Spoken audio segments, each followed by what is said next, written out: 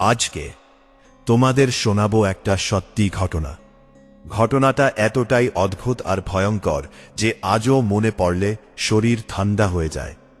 আমি অনেকদিন কাউকে এটা বলিনি, কারণ মানুষ সাধারণত এই ধরনের ঘটনা শুনলে হাসে, মজা করে।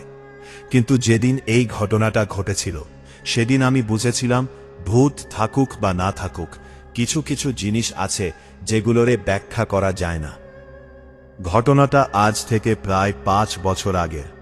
তখন আমি আর আমার 2 বন্ধু রাহুল আর সৌম্য কলকাতায় পড়াশোনা করতাম। আমরা 3 জনেই ভীষণ অ্যাডভেঞ্চার পছন্দ করতাম। ইউটিউবে ভুতুরে জায়গার ভিডিও দেখা, রাতে ছাদে বসে হরর গল্প বলা, এসব আমাদের রোজকার ব্যাপার ছিল। একদিন রাত 2টো নাগাদ আমরা হোস্টেলের ছাদে বসে গল্প করছিলাম। তখনই সৌম্য হঠাৎ বলল, তোরা কি জানিস, আমাদের কলেজ থেকে বেশি দূরে না একটা পুরনো বাড়ি আছে। লোকেরা বলে বাড়িটা নাকি অভিশপ্ত। আমরা প্রথমে হেসে উড়িয়ে দিয়েছিলাম, কিন্তু সৌম্য সিরিয়াস ছিল। সে বলল তার মামা ওই এলাকায় থাকেন, আর সেই বাড়ি নিয়ে নাকি বহুদিন ধরে ভয়ঙ্কর গল্প চলে আসছে। কেউ রাতে ওখানে গেলে নাকি ফিরে আসে না, অথবা ফিরে এলেও বদলে যায়। সেই রাতেই আমাদের মাথায় পাগলামি ঢুকে গেল। ঠিক করলাম পরের শনিবার রাতে আমরা ওই বাড়িটায় যাব। সপ্তাহটা অদ্ভুতভাবে কেটে গেল। যতদিন যাচ্ছিল ততই আমার ভেতরে একটা অজানা অস্বস্তি বাড়ছিল। কেন জানি না, মনে হচ্ছিল আমাদের যাওয়া উচিত না। কিন্তু বন্ধুরা যখন প্ল্যান করে ফেলেছে তখন আর পিছিয়ে আসা যায় না। না, শনিবার রাত আমরা 3 জন একটা ভাড়ার বাইক নিয়ে বেরিয়ে পড়লাম। শহরের আলো ধীরে ধীরে কমতে লাগল। রাস্তা ফাঁকা হয়ে গেল। একসময় আমরা পৌঁছে গেলাম শহরের একদম প্রান্তে। সামনে শুধু ঝোপঝাড়, পুরনো গাছ আর অন্ধকার। গুগল ম্যাপে লোকেশন দেখাচ্ছিল আমাদের গন্তব্য আর 1 কিলোমিটার ভেতরে। বাইকটা একটা কাঁচা রাস্তায় ঢুকল। হেডলাইট ছাড়া আর কোনো আলো নেই। চারপাশে শুধু ঝিনঝি পোকার শব্দ। হঠাৎ করে বাইকের ইঞ্জিন বন্ধ হয়ে গেল। রাহুল গালি দিয়ে বলল, এই সময় নষ্ট করার ছিল। আমরা নামলাম, আবার স্টার্ট দেওয়ার চেষ্টা করলাম, কিন্তু বাইক স্টার্ট নিল না। ঠিক তখনই প্রথম অদ্ভুত ব্যাপারটা ঘটল। হঠাৎ চারপাশের সব শব্দ বন্ধ হয়ে গেল। ঝিনঝি পোকার আওয়াজ, বাতাসের শব্দ, সব। পুরো জায়গাটা এক অস্বাভাবিক নীরবতায় ঢেকে গেল। আমরা 3 জন একে অপরের দিকে তাকালাম। কেউ কিছু বলছিল না। সৌম্য ফিসফিস করে বলল, শুনছিস? একদম চুপচাপ হয়ে গেছে। আমার বুকের ভেতর ধুকপুক শুরু হয়ে গেছে। কিন্তু তখনও আমরা ভেবেছিলাম এটা কাকতালীয়। বাইকটা রাস্তার পাশে রেখে আমরা হাঁটতে শুরু করলাম। 5 মিনিট হাঁটার পরেই আমরা বাড়িটাকে দেখতে পেলাম। চাঁদের আলোয় দাঁড়িয়ে থাকা একটা বিশাল পুরনো বাড়ি। দেয়ালগুলো ভাঙা, ছাদে গাছ জন্মে গেছে, জানালাগুলো কালো ফাঁকা চোখের মতো তাকিয়ে আছে। আর তখনই আমরা দেখলাম দোতলার একটা জানালায় কেউ দাঁড়িয়ে আছে। সাদা কাপড় পরা একটা লম্বা মানুষ, চুল মুখ ঢেকে রেখেছে। সে নড়ছে না, শুধু দাঁড়িয়ে আছে। আমাদের 3 জনেরই হাঁটা থেমে গেল। রাহুল হাসার চেষ্টা করল, লোক হবে, কেউ থাকতেই পারে, কিন্তু তার গলায় কাঁপুনি ছিল। আমরা আবার হাঁটা শুরু করলাম। বাড়ির সামনে পৌঁছাতে পৌঁছাতে জানালাটা ফাঁকা হয়ে গেল। কেউ নেই। আমরা একসাথে উপরে তাকালাম, কেউ নেই। সৌম্য বলল, ও নামলো নাকি? আমার তখন মনে হচ্ছিল আমাদের ফিরে যাওয়া উচিত, কিন্তু সাহস দেখানোর নেশা মানুষকে বোকা বানায়। বাড়ির দরজাটা অর্ধেক খোলা ছিল। আমরা ভেতরে ঢুকলাম। ভেতরে ঢুকতেই একটা গন্ধ নাকে এল, পুরনো, স্যাঁতস্যাঁতে, আর যেন পচা কিছু একটা। ফ্লোরে ধুলো জমে আছে, দেয়ালে ফাটল, ছাদের কাঠ ঝুলে পড়েছে। আমরা টর্চ জ্বালালাম। টর্চের আলো সামনে পড়তেই আমরা থমকে গেলাম। মাটিতে পায়ের ছাপ, একটা না, অনেকগুলো, নতুন, যেন কেউ এইমাত্র ভেতরে হাঁটাহাঁটি করেছে। রাহুল বলল, এখানে কেউ থাকে। ঠিক তখনই উপরতলা থেকে ধোপ করে একটা শব্দ এল। আমাদের তিনজনের বুক কেঁপে উঠল। কেউ যেন ভারী কিছু ফেলে দিল। তারপর ধীরে ধীরে পায়ের শব্দ, টুক টক টক। কেউ হাঁটছে উপরতলায়। আমরা কেউ কথা বলছিলাম না, শুধু দাঁড়িয়ে শুনছিলাম। পায়ের শব্দ থামল, তারপর একটা দরজা কমকিয়ে খুলো। আমি জীবনে কখনো এত ভয় পাইনি। রাহুল ফিসফিস করে বলল, চল উঠে দেখি। আমরা সিঁড়ির দিকে এগোলাম। সিঁড়িটা কাঠের ছিল। প্রতিটা ধাপে উঠতেই কর শব্দ হচ্ছিল। মনে হচ্ছিল যেন কেউ ওপর থেকে আমাদের ওঠা শুনছে। আমরা দোতলায় পৌঁছালাম। করিডোরটা অন্ধকার, দোপাশে কয়েকটা দরজা। শেষের দরজাটা অল্প খোলা, সেখান থেকেই শব্দটা এসেছিল। আমরা ধীরে ধীরে এগোলাম।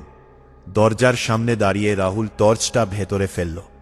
ঘরটা ফাঁকা, কেউ নেই, কিন্তু ঘরের মাঝখানে একটা পুরনো দোলনা চেয়ার নিজে নিজে বলছে। আমরা কেউ চেয়ারটাকে ছুঁইনি, তবু সেটা দুলছে ধীরে ধীরে, কক কক কক। ঠিক তখনই আমার কানে কেউ ফিসফিস করে বলল, তোরা কেন এসেছিস?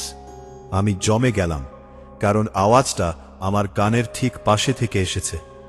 কিন্তু আমার পাশে কেউ দাঁড়িয়ে ছিল না। আমি ঘুরে দাঁড়ালাম, আর যা দেখলাম আমার জীবন বদলে যাওয়ার জন্য সেটাই যথেষ্ট ছিল। আমি ধীরে ধীরে পিছনে ঘুরলাম। টর্চের আলো কাঁপছিল, আমার হাতও কাঁপছিল। আলোটা ঘুরে করিডোরে পড়তেই দেখলাম আমাদের ঠিক পেছনে যে সিঁড়িটা দিয়ে আমরা উঠেছিলাম, সেই সিঁড়ির মাথায় কেউ দাঁড়িয়ে আছে, একদম নিঃশব্দে। সাদা শাড়ি, লম্বা চুল, মুখ ঢেকে রেখেছে, মাথা একটু কাত করা। আমি গলা দিয়ে শব্দ বের করতে পারছিলাম না, শুধু আঙুল তুলে দেখালাম। রাহুল আর সৌম্য ঘুরে তাকাতেই ওদের মুখের রং উধাও হয়ে গেল। ওটা মানুষ ছিল না, এটা আমরা তখনই বুঝে গেছিলাম, কারণ কেউ এত নিঃশব্দে দাঁড়িয়ে থাকতে পারে না। আর সবচেয়ে ভয়ের ছিল, ওর পা দেখা যাচ্ছিল না। সিঁড়ির ধাপে দাঁড়িয়ে থাকলেও পা যেন মাটির ওপর ছিল না। রাহুল কাপা গলায় বলল, কে কে আপনি? কোনো উত্তর নেই, শুধু দাঁড়িয়ে আছে। তারপর খুব ধীরে, খুব অস্বাভাবিকভাবে ওর মাথাটা বাঁকতে শুরু করল। এমনভাবে বাঁকছিল যেন মানুষের ঘাড় এতটা ঘুরতেই পারে না। আমাদের বুকের ভেতর যেন কেউ বরফ ঢেলে দিল। হঠাৎ টর্চের আলো একবার ঝিলিক দিয়ে নিভে গেল। চারপাশ অন্ধকার, আর সেই অন্ধকারে আমরা স্পষ্ট শুনলাম সিঁড়ি বেয়ে কেউ উঠছে, ধাপ ধাপ ধাপ। কিন্তু আমরা তো দোতলায়, তাহলে কে উঠছে? আমি চিৎকার করে বললাম, দৌড়। আমরা তিনজন দরজা ঠেলে করিডোরে দৌড় দিলাম। সিঁড়ির দিকে যেতে গিয়েই বুঝলাম যে জায়গায় ও দাঁড়িয়েছিল সেখানে এখন কেউ নেই, কিন্তু সিঁড়ি থেকে স্পষ্ট পায়ের শব্দ উঠছে, মানে ও নিচে নেমে গেছে। আমাদের সামনে এখন নামার একটাই রাস্তা। আমরা দৌড়ে সিঁড়ি নামতে লাগলাম। সিঁড়ির মাঝামাঝি আসতেই নিচে তাকিয়ে দেখি নিচতলার হলঘরের মাঝখানে কেউ দাঁড়িয়ে আছে, ওই একই সাদা কাপড়। এবার আর দূরে নয়, একদম সামনে। আমরা সিঁড়ির মাঝখানে থেমে গেলাম। নামব না উঠব কিছুই বুঝতে পারছিলাম না। হঠাৎ সৌম্য কাঁদতে শুরু করল। সে বলল, আমরা ভুল করেছি, আমাদের আসা উচিত ছিল না। ঠিক তখনই নিচে দাঁড়িয়ে থাকা জিনিসটা ধীরে ধীরে মুখ তুলল। চুল সরে গেল। আমি আজও সেই মুখ ভুলতে পারিনি। মুখটা পুরো কালো, যেন পুড়ে গেছে। চোখের জায়গায় শুধু ফাঁকা গর্ত, আর ঠোঁট ছিঁড়ে গেছে। সে একটা শব্দ বেরো হলো, থা কে তে হবে। হাওয়া হঠাৎ ঠান্ডা হয়ে গেল। আমাদের নিঃশ্বাস বেরোচ্ছিল ধোঁয়ার মতো। হঠাৎ রাহুল চিৎকার করে নিচে লাফ দিল। সে দৌড়ে দরজার দিকে ছুটল। আমরা পিছন পিছন। দরজার কাছে পৌঁছে দেখি দরজা বন্ধ। আমরা তো খুলেই ঢুকেছিলাম। রাহুল মরিয়া হয়ে দরজা ধাক্কাতে লাগল। আমি আর সৌম্য মিলে টানছি, দরজা নড়ছে না। পেছন থেকে ধীরে ধীরে পায়ের শব্দ আসছে। টক টক টক। আমরা ঘুরে তাকাতে সাহস পাচ্ছিলাম না। হঠাৎ দরজাটা নিজে নিজে খুলে গেল। আমরা কিছু না ভেবে বাইরে দৌড় দিলাম। বাড়ির সামনে এসে থামলাম না, দৌড়ে কাঁচা রাস্তা ধরে ছুটতে লাগলাম। মনে হচ্ছিল কেউ আমাদের পেছনে দৌড়াচ্ছে। সত্যি দৌড়াচ্ছিল কিনা জানি না, কিন্তু আমরা পেছনে তাকাইনি। বাইক যেখানে রেখেছিলাম সেখানে এসে দেখি বাইক স্টার্ট নেওয়ার জন্য প্রস্তুত। একবারেই স্টার্ট নিল। আমরা পাগলের মতো ছুটলাম। শহরের আলো দেখা পর্যন্ত কেউ একটা শব্দ করেনি। সেই রাতের পর আমরা তিনজন বদলে গেছিলাম। রাহুল কয়েকদিন পর থেকেই অদ্ভুত আচরণ করতে লাগল। সে রাতে ঘুমোতে পারতে না। মাঝরাতে ফোন করে বলতে ও জানালায় দাঁড়িয়ে আছে। আমরা ভাবতাম ট্রমা, কিন্তু একদিন রাতে রাহুলের মা ফোন করলেন। রাহুল ছাদ থেকে লাফ দিয়েছে। কেউ জানে না কেন। তার ঘরের দেয়ালে একটা কথা লেখা ছিল, ও আমাকে ডাকছে। সেই ঘটনার পর সৌম্য কলকাতা ছেড়ে চলে যায়। আজও তার সাথে খুব কম কথা হয়। সে কখনো ওই রাতের কথা বলে না। আর আমি চেষ্টা করেছিলাম সব ভুলে যেতে, কিন্তু 3 মাস পরে এক রাতে ঘুম ভেঙে গেল। মনে হলো কেউ আমাকে দেখছে। আমি ধীরে ধীরে জানালার দিকে তাকালাম।